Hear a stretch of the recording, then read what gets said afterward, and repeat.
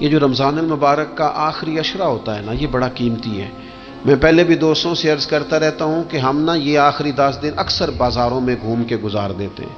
بخاری مسلم میں حدیث ہے، سیدہ عائشہ صدیقہ رضی اللہ تعالیٰ عنہ فرماتی ہیں آخری 10 دن جو رمضان کے ہوتے تھے حضور خود بھی بیدار ہوتے تھے، ہمیں بھی بیدار کرتے تھے۔ رسول پاک صلی اللہ تعالیٰ علیہ وآلہ وسلم نے پتہ ہے روزے دار کی فضیلت کیا بیان فرمائی؟ اللہ کے محبوب صلی اللہ تعالیٰ علیہ وسلم فرماتے ہیں کہ رب فرماتا ہے ابن آدم کا ہر عمل اس کے لیے ہے، روزہ میرے لیے، اور فرمایا میں خود جزا دوں گا روزے کی، میں خود جزا دوں گا روزے کی۔ اور حضور فرماتے ہیں روزہ ڈھال ہے، جو شخص روزہ دار ہو وہ بےہودگی سے، فحش گوئی سے اجتناب کرے۔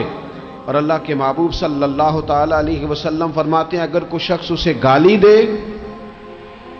اگر کوئی شخص اس سے جھگڑا کرنا چاہے تو پتہ کیا جواب دے؟ اسے کہے بھئی میں روزے دار ہوں، میرے منصب کا تقاضا نہیں کہ میں تیرے ساتھ الجھوں۔ اور رسول پاک صلی اللہ علیہ وسلم فرمانے لگے اوہو اتنی بڑی بات۔ حضور فرمانے لگے، یہ صحیح مسلم کے لفظ ہیں، کریم محبوب فرمانے لگے مجھے اس رب کی عزت کی قسم جس کے قبضے میں محمد عربی صلی اللہ علیہ وسلم کی جان ہے، حضور فرماتے روزہ دار کے منہ کی خوشبو اللہ تعالیٰ کے نزدیک قیامت کے دن مشک کی خوشبو سے بھی زیادہ بکت والی ہوگی۔ اس کے منہ سے جو خوشبو آتی ہے قیامت میں مشک پیچھے رہ جائے گا، اور رب کی بارگاہ میں صرف روزہ دار کے منہ سے۔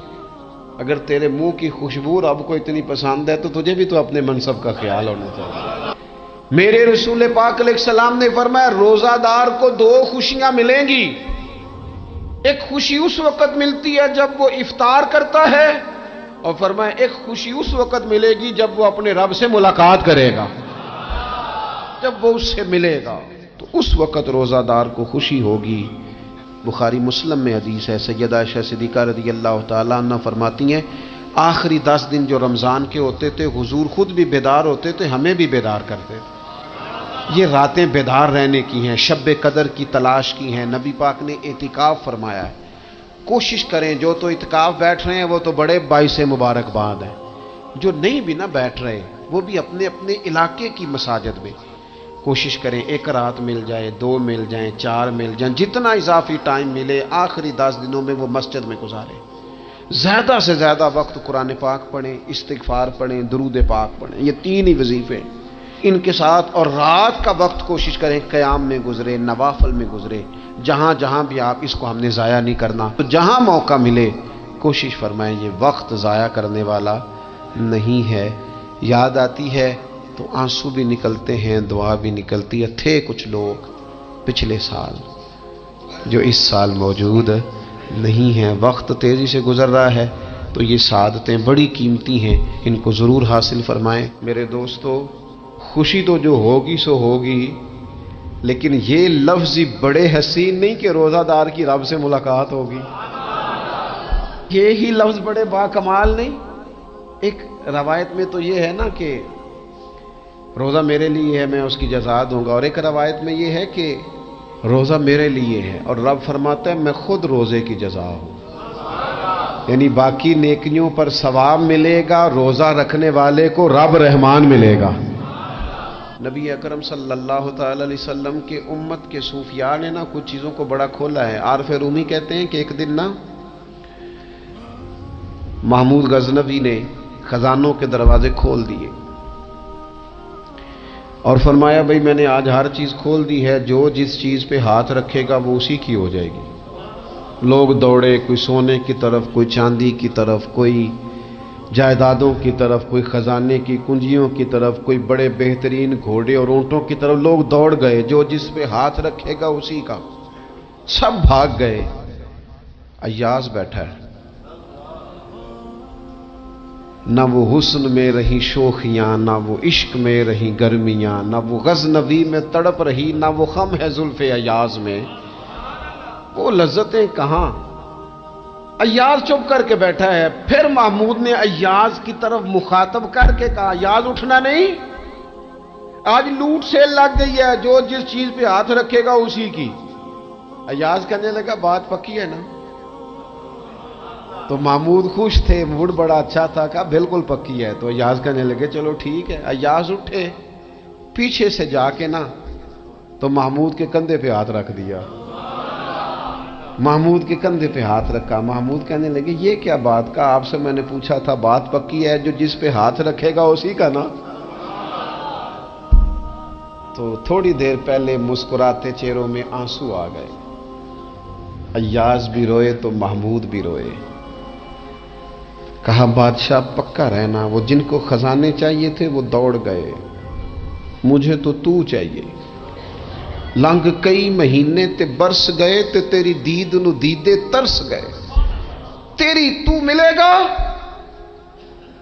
تو پھر کہا محمود نے، اس نے کہا میں وعدہ کر چکا تھا، بس ٹھیک ہے، باقیوں کے خزانے اور میں تیرا طے ہو گئی۔ فرمایا باقی نیکیوں پر ثواب ملے گا، اور روزہ رکھنے والے کو رب رحمان ملے گا، اللہ کا قرب ملے گا۔ دیکھو نا، وہ خاص انسان کو کیفیت حاصل ہوتی ہے روزے میں، رب کے ہونے کا یقین۔ وہ جو صوفیاء کہتے ہیں نا مراقبہ کرو، وہ نصیب ہوتا ہے۔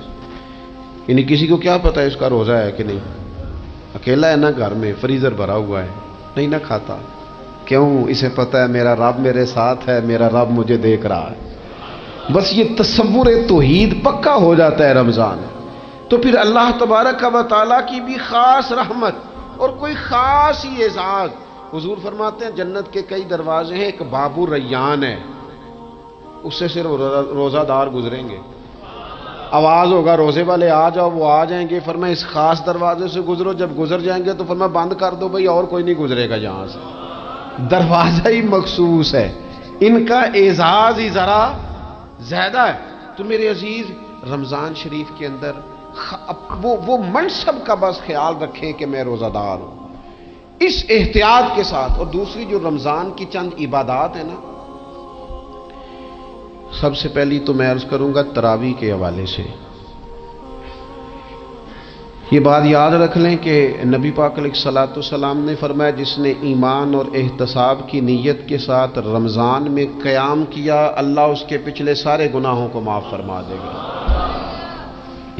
اور ایک مقام پر نبی پاک صلی اللہ تعالی علیہ وسلم نے بیان کیا، یہ مشکات میں موجود ہے، حضور فرماتے ہیں رمضان اور قرآن دونوں قیامت کے دن بندے کی شفاعت کریں گے۔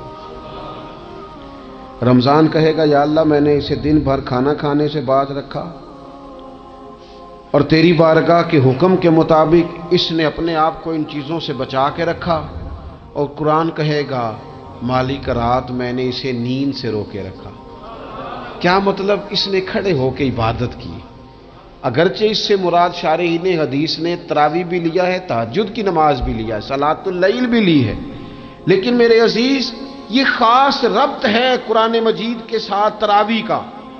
مسنون ہے رمضان کی راتوں میں قرآن مجید اور تراویح کا پڑھنا۔ اگر تھوڑی سی نا طبیعت میں صرف تبدیلی پیدا کی جائے، میں نے دیکھا ہے کہ جو لوگ کہتے ہیں نا میرا وقت بڑا قیمتی ہے، بڑی ساری جگہوں پہ آپ کو بیٹھنا پڑتا ہے، بیٹھیں آپ 2 گھنٹے بیٹھیں، 3 گھنٹے بیٹھیں۔ میں نے دیکھا ہے لوگ جاتے ہیں کسی دفتر میں تو رات کو ہی چلے جاتے ہیں اس علاقے میں، کھڑے ہیں، پاسپورٹ کے دفتر کھڑے ہیں، شناختی کارڈ کے دفتر کھڑے ہیں، امیگریشن کی لائنوں میں کھڑے ہیں۔ کچھ ذہن تو بنائیں کہ میں نے رات کھڑے رہنا ہے اور اپنے رب کی عبادت کرنی ہے۔ تراویح کو ذرا ذوق سے آپ اگر تھوڑا ارادہ کر لیں گے نا، یعنی کوئی ایسا مشکل کام نہیں۔ میری تو رائے یہ ہے کہ پہلے 3-4 دن ذرا جم کے ذہن بنائیں، اور تھوڑا سا نا روٹین کو بدلنے کی کوشش نہ کریں۔ جس امام صاحب کے پیچھے تراویح شروع کریں، کوشش کریں ساری وہیں پڑھیں۔ روٹین بدلنے سے بھی سستی آتی ہے، ایک دن یہاں گئے، 2 دن وہاں گئے، تو یہ روٹین بدلنے سے بھی بعض اوقات سستی آتی ہے۔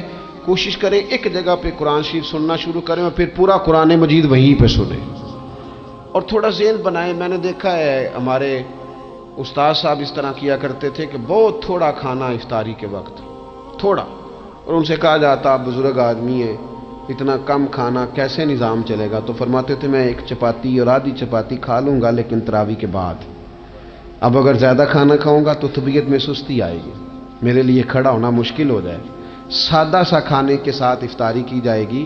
اور تراویح کے لیے اپنے آپ کو ذہنی کہاں ٹائم ملتا ہے سارا سال قرآن پڑھنے سننے کا، یہ تو اللہ نے موقع عطا فرمایا ہے۔ تو تھوڑا سا اگر دلچسپی پیدا کی جائے، بڑا بڑا سونا قرآن مجید پڑھا جاتا ہے مساجد میں، بچے بڑی بڑی خوبصورتی سے، تو اللہ کا شکر ہے جگہ جگہ پہ۔ اور مساجد کے علاوہ بھی میں نے دیکھا ہے، ہم سے لوگ مطالبہ کرتے ہیں کہ ہماری فیکٹری میں رات کو بھی کام ہوتا ہے، اتنے سارے ورکر ہیں تو بچہ کوئی مل جائے قرآن شریف سنائے، فلانی جگہ بھی اتنے لوگ ہیں تو اگر موقع مل جائے، تو اگر تھوڑا ذہن بنایا جائے، شوق پیدا کیا جائے تو اللہ تعالیٰ فضل فرماتا ہے، انسان کو طاقت ملتی ہے کھڑے رہنے۔ ایک تو تراویح، روزہ، تراویح، اور تیسری بات ہے سحر اور افطار۔ یہ جو سحری اور افطار، یہودی جو تھے نا وہ سحری نہیں کرتے تھے، سحری کا نام و نشان نہیں تھا، روزہ رکھتے سحری نہیں کرتے۔ تو نبی پاک صلی اللہ تعالی علیہ وسلم نے فرمایا ہمارے اور یہودیوں کے درمیان فرق ہی سحری کا ہے، اور نبی پاک صلی اللہ تعالی علیہ وآلہ وسلم نے فرمایا سحری کھایا کرو، سحری کھانے میں برکت ہے۔ اور اگلی بات سننی ہے آپ نے تو خوش ہو جانا ہے، سحری کو معمولی نہ سمجھے، سحری کرنا عبادت ہے۔ ہاں آپ مت سمجھیں کہ میں روٹی کھا رہا ہوں، یہ تو میرے سامنے دہی رکھا ہوا ہے، یہ تو سالن رکھا ہوا ہے، یہ تو اچار رکھا ہے، تو چپاتیاں رکھی ہیں۔ سحری کھانا عبادت ہے۔ آپ صبح اٹھے، آپ کی تو روٹین ہی اور تھی، تو 7 بجے کھاتے تھے، 9 بجے کھاتے تھے۔ یہ جو آپ صبح کھا رہے ہیں اٹھ کے سحری میں، اپنی مرضی سے تھوڑی کھا رہے ہیں، یہ تو کسی کے کہنے سے کھا رہے ہیں، یہ تو کسی کے بٹھائے بیٹھے ہیں۔ یہ جو سحری کا لنگر ہے یہ رب رسول کی رحمت کے ساتھ عطا ہوتا ہے، یہ کرم ہے، یہ اللہ رسول کے بٹھائے بیٹھے۔ کیا میرے رسول پاک صلی اللہ تعالی علیہ وآلہ وسلم نے بات کھولی ہے، ترغیب و ترہیب میں حدیث ہے، اللہ کرے یہ کبھی چسکا لگ جائے، یہ والا مزہ آ جائے، تو پھر تو گھر میں دسترخوان نہیں بچھا ہوا ہوگا، پھر تو رنگ ہی کوئی اور ہوگا۔ حضور فرماتے اللہ تعالی اور اس کے فرشتے سحری کھانے والوں پر رحمتوں کا نزول فرماتے ہیں۔ کھائی روٹی جا رہی ہے، پکا ہوا کھانا ہے، لیکن حضور فرماتے ہیں رب بھی رحمتیں فرما رہا ہے اور اللہ کے حکم سے فرشتے بھی رحمتوں کا نزول کر رہے ہیں۔ ایک رمضان المبارک وہ عزت اور عظمت والا مہینہ ہے جس کا تعارف کسی عام آدمی نے نہیں، رب کریم کے قرآن نے بیان فرمایا ہے اور میرے مصطفیٰ کریم کی زبان اطہر نے بیان فرمایا ہے۔ لیکن آنے سے پہلے بخاری مسلم میں حدیث ہے، حضرت سلمان فارسی رضی اللہ تعالیٰ عنہ کہتے ہیں رمضان شروع ہونے سے پہلے نبی پاک نے ہمیں مسجد میں بلایا اور خطبہ ارشاد فرمایا باقاعدہ، اور ارشاد فرمایا لوگو تم پر ایک مہینہ آنے والا ہے جس میں اللہ اپنے بندوں پر خاص قسم کی رحمتوں کا نزول فرماتا ہے۔ خود رسول پاک نے ہمیں کس قدر زیادہ اس مہینے کا اکرام کرنا ہے اور کس قدر زیادہ اس کو اہمیت دینی ہے اور کس قدر زیادہ ہمارے لیے وہ باعث عظمت ہے کہ جس مہینے کے فضائل خود رسول پاک علیہ السلام نے بیان فرمائے، اور نبی پاک صلی اللہ علیہ وسلم نے فرمایا کہ اس مہینے میں تم نفل پڑھو گے تو اللہ فرض کے برابر ثواب عطا فرمائے۔ حضرت انس بن مالک رضی اللہ تعالیٰ عنہ فرماتے ہیں جب نبی پاک علیہ السلام نے رمضان کی شان بیان کی تو صحابہ کا یہ مزاج بن گیا کہ وہ اپنے سارے کام رمضان سے پہلے سمیٹ لیتے تھے، رمضان شریف سے پہلے سارے کام سمیٹ لیتے، لینے دینے کے معاملات صاف کر لیتے، خریداری ہو جاتی، گھر کے اندر کوئی کام کرانا ہوتا تو وہ رمضان سے قبل کرا لیتے، یکم رمضان کو وہ مسجدوں میں ڈیرے لگا لیا کرتے تھے، وہ کہتے تھے نیکیاں جمع کرنے کے ایام۔ سب سے مصروف ترین زندگی ہمارے نبی پاک صلی اللہ علیہ وسلم کی زندگی ہے۔ 23 سالوں میں نبی پاک علیہ السلام نے 2300 سالوں سے بھی زیادہ کام کیا، بڑا مصروف وقت تھا حضور کا، بڑا مصروف۔